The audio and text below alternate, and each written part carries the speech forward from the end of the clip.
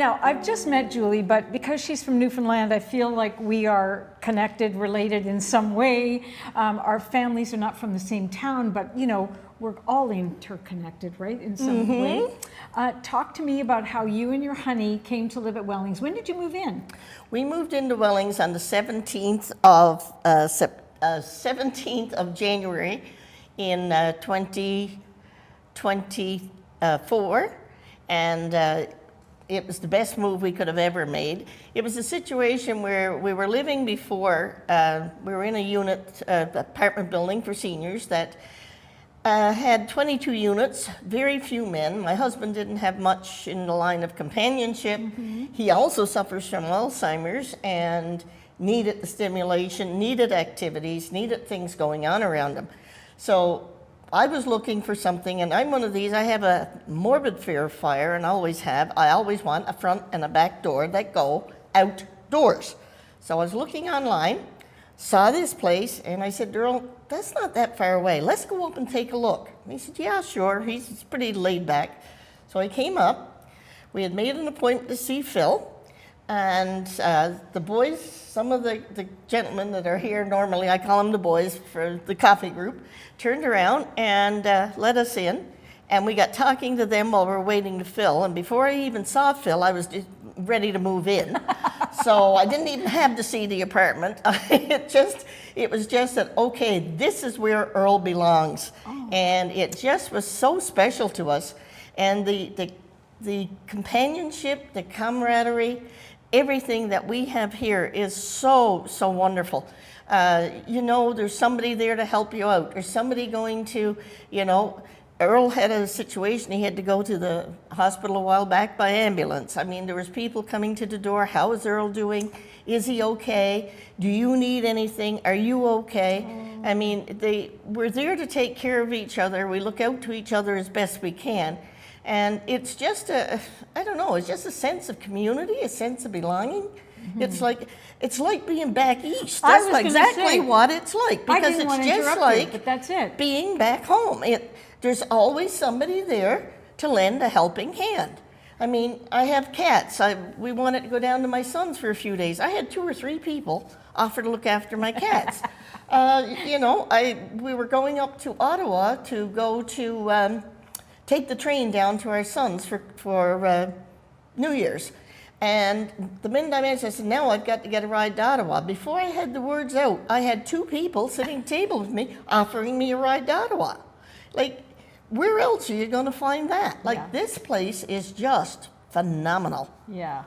And I mean, it's got, all the amenities you want. And I mean, you can be as social or antisocial as you like. Like, it's up to you which way you want to embrace it.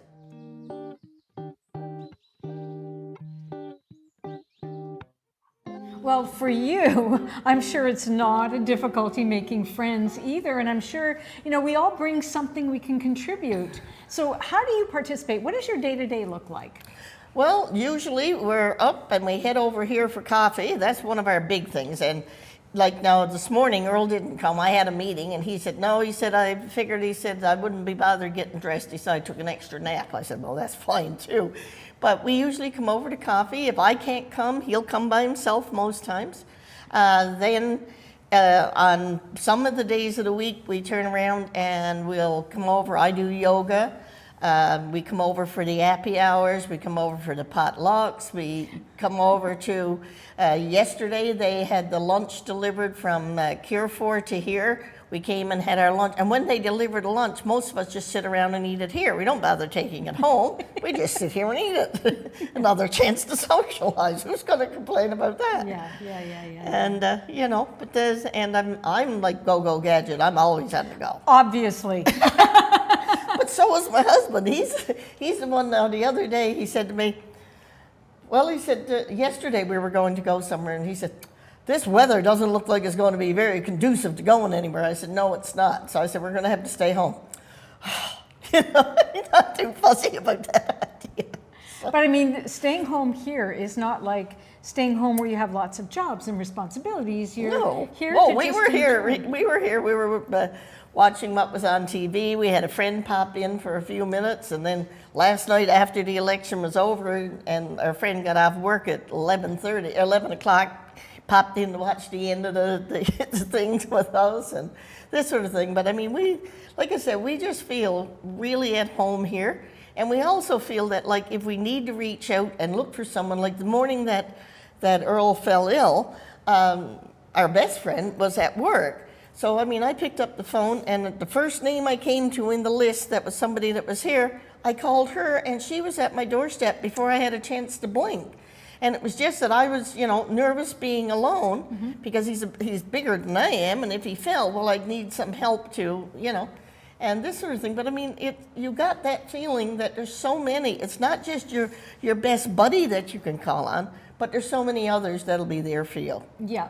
I think one of the great things about this is, we think about sort of retirement living in a certain way, but this experience at Wellings is more like you said, it's like going to a little village. It's like having your It's family. like having your own town. Yeah. This is what we're like here. We have our own little town, and we have our own things going on. I mean, and every now and again somebody comes in as a guest speaker or an entertainer. There's always, something to be a part of, and that makes a big difference. And you come over here in the mornings, and some mornings there's 6 of us, some mornings there's 16 or 20 of us.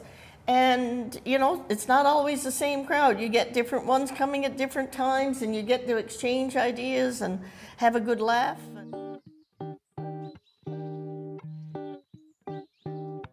If you had to offer somebody advice, somebody who's in that in-between place about trying to figure out where to live and how to do it, what would you offer them in terms of like how to downsize, how to embrace this next chapter?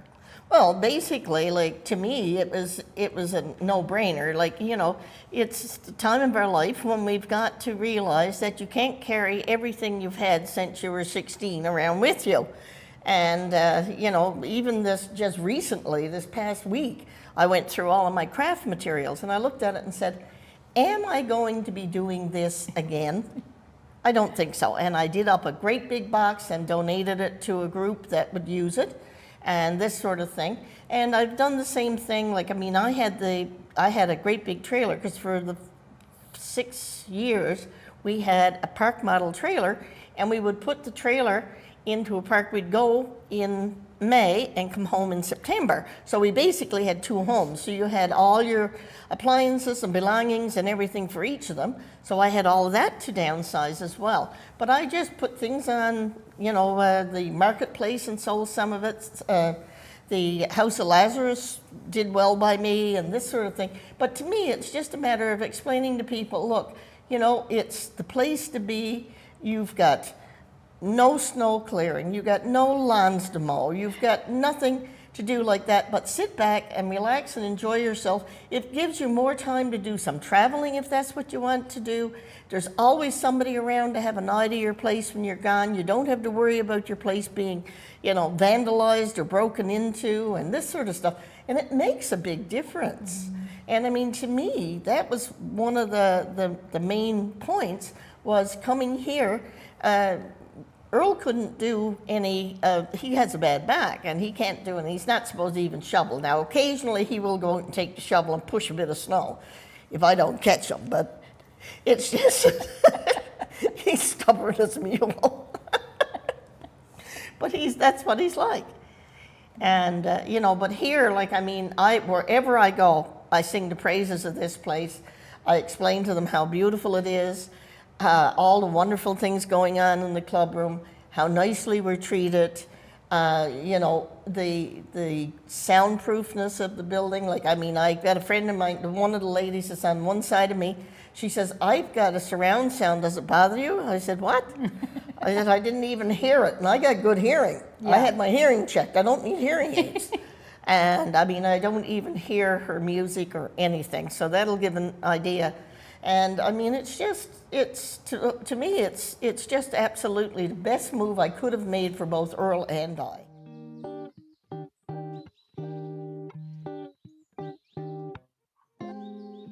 And being here, you've got the hospital, you've got all the different things, like we've got, well, our doctor, our family doctor is in Cornwall, and I'm not changing that because I think the world of the gentleman I have for a doctor, and I wouldn't switch him unless he moved up here. That would be the only thing that would be better. And, but we have a dentist here, you know, we have physiotherapists, all the things that we need are here. And I mean, there's places to go out to eat and do things, and you know, just, I don't know, it's just a sense of a community.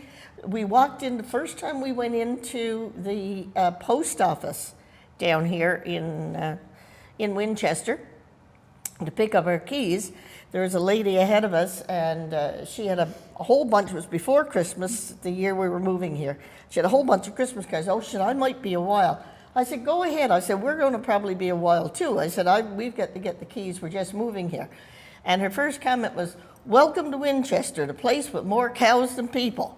But it just made you feel like, being a Newfoundlander, I suppose, it made me feel like, okay, I'm home.